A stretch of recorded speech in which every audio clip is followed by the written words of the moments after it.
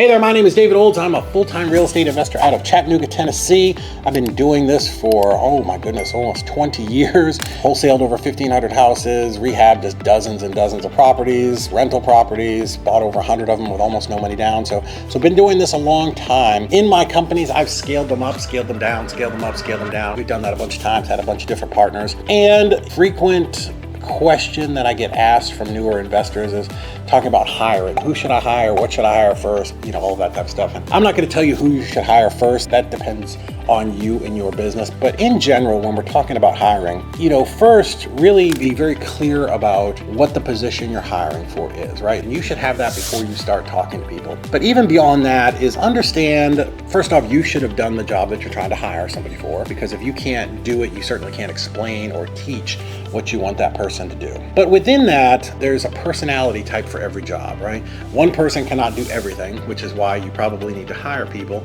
and you've been struggling in your business because you're trying to be the acquisitions person, the dispositions person, the marketing person, the bookkeeper, the transaction coordinator. It's impossible to be good at all of those things. Nobody is, and you shouldn't expect yourself to be good like that. When looking at the different positions, like what is the personality type that fits? Like what shape or what color fits into that box? In general, let's talk about acquisitions, because acquisitions is usually a very early hire. Acquisitions people should be sales type people. They should be money motivated people, right?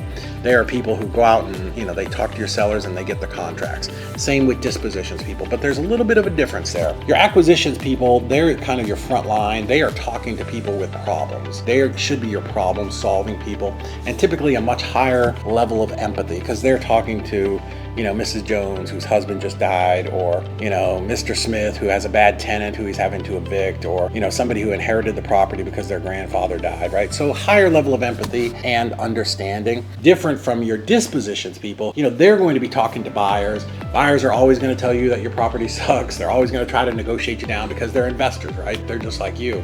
So, with dispositions people, it's much more of kind of a head-to-head, like hammerhead sharks butting at each other, right? Or two English bulldogs kind of going head-to-head. That side of the business is always much more of a tug-of-war and a fight over pricing and negotiation, right? So you definitely want money-motivated people there, but people who can overcome objections and be very strong-willed. You don't want them to be pushovers at all. So those are your two main, acquisitions and dispositions. Transaction coordination people, 100% very detail oriented. Hopefully you hire somebody who's an expert in real estate and really understands all of the laws and all of the different states that you work in, how to do contracts, how to be a problem solver. But those are not salespeople. So this is a confusing thing.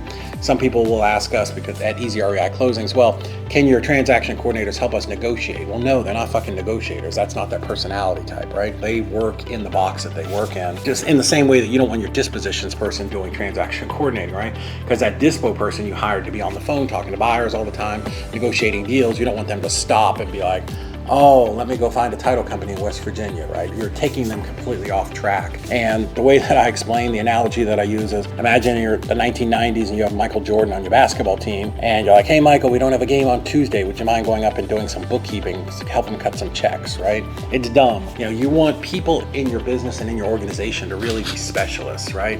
You want the best marketing person you can possibly find, right? You want the best acquisitions person you can find. You want the best sales manager. You want the very best dispositions person. You want the best transaction coordinator, right? But all of those have different personality types and skill sets.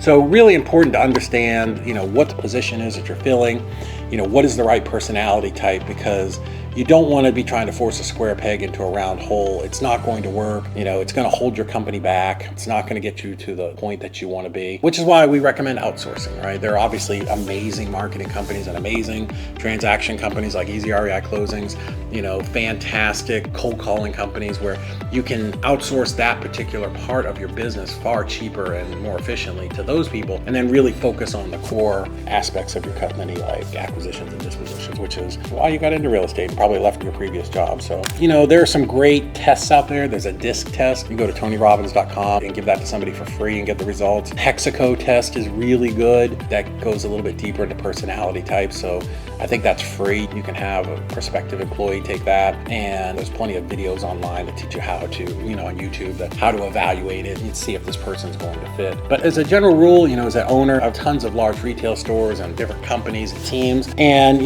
your goal is to find the best possible people that you can to surround yourself, and make sure that you're very clear with what your vision is, where you want to go with your company, what the timeline is. Here's what we're going to do this year. Here's what we want to be doing in 5 years, because the people that you hire, you want to stay with you, right? So you really want to make sure that you're investing in those people and training them. And don't make the mistake of, I see this with so many new investors who want to scale so quickly. They just go out and they hire somebody and they put them in a seat and go, hey, watch this one video, here's a script, and they expect them to become experts in it. Well, that's not the case. You're going to have to be out there. You're going to have to be, spending time with the people on your team, coaching them. Hey, that was good. Here's what we can do to make it a little bit better. Hey, here's some things that we can tweak. Let's take this out. Let's add this in. That's just a constant process that you're going to have to do in your company, and there's no substitute for that. It's easier if they're all in-house. If they're virtual, it's something that you're going to have to spend a little bit more time doing, and you have to do it over Zoom, which is a little more difficult, but certainly can be done. So go out there, build yourself a great team. Make sure you're hiring the right players to put in those seats. And if you make a mistake and hire the wrong person, let them go.